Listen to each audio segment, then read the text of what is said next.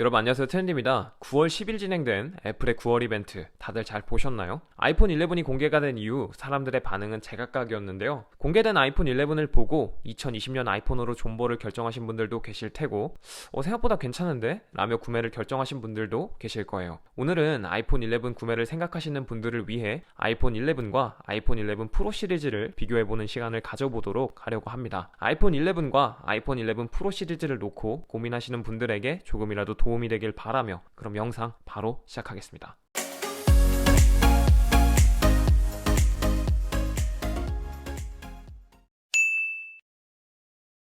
카메라 같은 경우엔 아이폰 11 후면 듀얼 카메라, 아이폰 11 프로는 후면 트리플 카메라가 탑재되었다는 사실은 다들 잘 알고 계실 거예요. 그럼 디테일한 부분은 어떻게 다른지 한번 알아볼게요. 먼저 아이폰 11 프로에는 있지만 아이폰 11에는 없는 카메라는 바로 망원 카메라입니다. 망원 카메라는 멀리 있는 피사체를 확대해 찍을 때 굉장히 유리한 카메라인데요. 망원 카메라의 부재로 인해 나타나는 결과는 사진이나 영상 촬영 시에 광학 줌이 되지 않는다는 점입니다. 망원 카메라가 빠져있기 때문에 조금 실망을 하실 수도 있지만 이번 아이폰 11 시리즈의 카메라는 전작에 비해 정말 비약적인 발전을 이루어냈습니다. 먼저 전작에는 없었던 나이트 모드가 적용이 되면서 어두운 환경에서 촬영 시 전작과는 비교할 수 없을 정도의 결과물을 가져다 줍니다. 또 아이폰 11 시리즈에는 디퓨전이라는 기술이 적용이 되는데요. 이 디퓨전이라는 기술은 사용자가 셔터를 누르기 전까지 빛을 최대한 많이 받아들인 장노출 사진 4장과 반대로 빛을 최대한 적게 받은 단노출 사진 4장을 저장했다가 사용자가 셔터를 누르면 노출값이 긴 사진 한 장을 찍어 총 9장의 사진의 노이즈를 최대로 줄여 한 장의 사진을 건져내는 기술인데요. 머신러닝을 이용해 사진을 픽셀 단위로 확인하고 질감, 디테일, 노이즈를 최적화하는 거죠.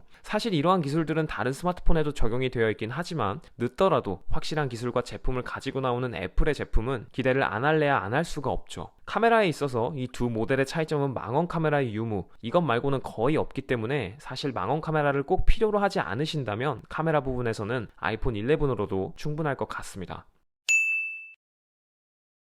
먼저 아이폰 11 시리즈의 공식적인 배터리 용량은 아직 공개가 되지는 않았지만 바로 어제 벤게스킨이 공개한 정보에 따르면 아이폰 11은 3110mAh, 아이폰 11 프로 3190mAh, 그리고 아이폰 11 프로 맥스의 배터리는 3500mAh라고 합니다. 정확한 건 공개가 되어야 알 수 있지만 애플은 공식적으로 아이폰 11은 전작보다 1시간 더 긴 배터리 사용시간, 아이폰 11 프로는 전작보다 4시간 더 긴 배터리 사용시간, 아이폰 11 프로 맥스는 전작보다 5시간 더 긴 배터리 사용이 가능하다고 합니다. 또 기본으로 지급해주는 충전기에도 차이가 있는데요. 아이폰 11 프로 시리즈는 18W의 고속 충전기를 기본으로 제공하고 아이폰 11에는 기존과 같은 5W의 충전기를 지원한다고 해요. 벤게스킨에 따르면 아이폰 11의 배터리는 3110mAh인데 3110mAh를 5W의 충전기로 충전하는 건 심각하게 한번 고민을 해보셔야 할 것 같습니다. 추가로 18W 고속 충전기를 구매할지 아니면 그냥 느려도 5W를 이용할지 말이죠.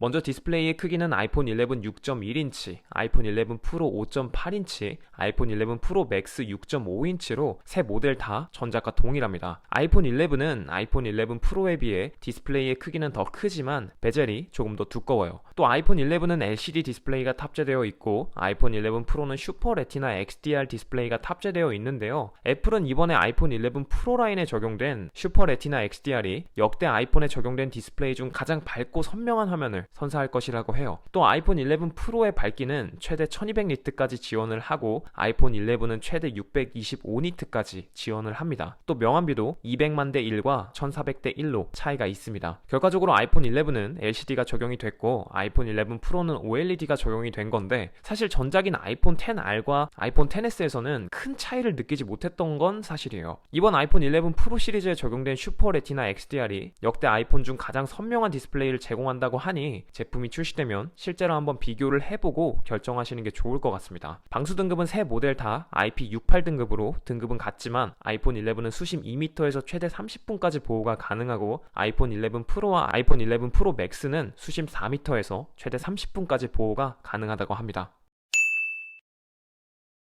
컬러는 아이폰 11 옐로우, 레드, 블랙, 화이트, 거기에 이번에 새롭게 추가된 퍼플과 그린 컬러까지 총 6가지의 컬러를 제공합니다. 또 아이폰 11 프로는 기존 골드, 블랙, 화이트에서 새롭게 추가된 미드나잇 그린까지 총 4가지의 컬러인데요. 컬러뿐만 아니라 후면 소재에서도 또 차이를 보입니다. 먼저 아이폰 11 프로는 후면에 무광 글래스를 적용해 표면의 질감을 살렸고, 아이폰 11은 유광 글래스를 적용해 눈으로 보거나 직접 손에 쥐었을 때 두 제품 간의 차이가 발생할 것으로 보입니다. 아무래도 파스텔톤 컬러가 적용된 아이폰 11엔 유광 글래스가 더 적합하다고 판단한 것 같네요. 또 이번에 두 제품 모두 다 후면에 내구성이 상당히 뛰어난 글래스가 들어가 있어 역대 아이폰 중 가장 견고한 아이폰이 될 것으로 보입니다. 스마트폰을 사용할 때 무게를 신경 쓰는 분들이 꽤 계시더라고요. 이번 아이폰 11 시리즈를 구매하실 생각이 있는 분들은 무게도 한번 생각을 해보셔야 됩니다. 먼저 아이폰 11의 무게는 194g으로 전작인 아이폰 XR과 동일합니다. 하지만 문제는 아이폰 11 프로 라인인데요. 아이폰 11 프로는 188g으로 전작인 아이폰 XS보다 11g이 증가했습니다. 여기서 더 큰 문제는 아이폰 11 프로 맥스인데요. 아이폰 11 프로 맥스의 무게는 226g으로 전작인 아이폰 XS 맥스보다 무려 16g이 증가했습니다. 이건 정말 직접 들어보고 결정을 하시는 게 좋을 것 같아요. 폰을 그냥 들고 다니시는 분들도 계시지만 대부분 케이스를 사용하시기 때문에 저 무게에서 케이스 무게까지 계산을 하셔야 합니다. 아이폰 XS 스마트 배터리 케이스 무게가 99g으로 알고 있는데, 만약 이번 아이폰 11에도 스마트 배터리 케이스가 출시된다면 정말 생각해도 끔찍하네요. 저장 공간은 아이폰 11 64GB, 128GB, 256GB이고 아이폰 11 프로는 64GB, 256GB, 512GB로 세 모델 다 전작과 동일합니다.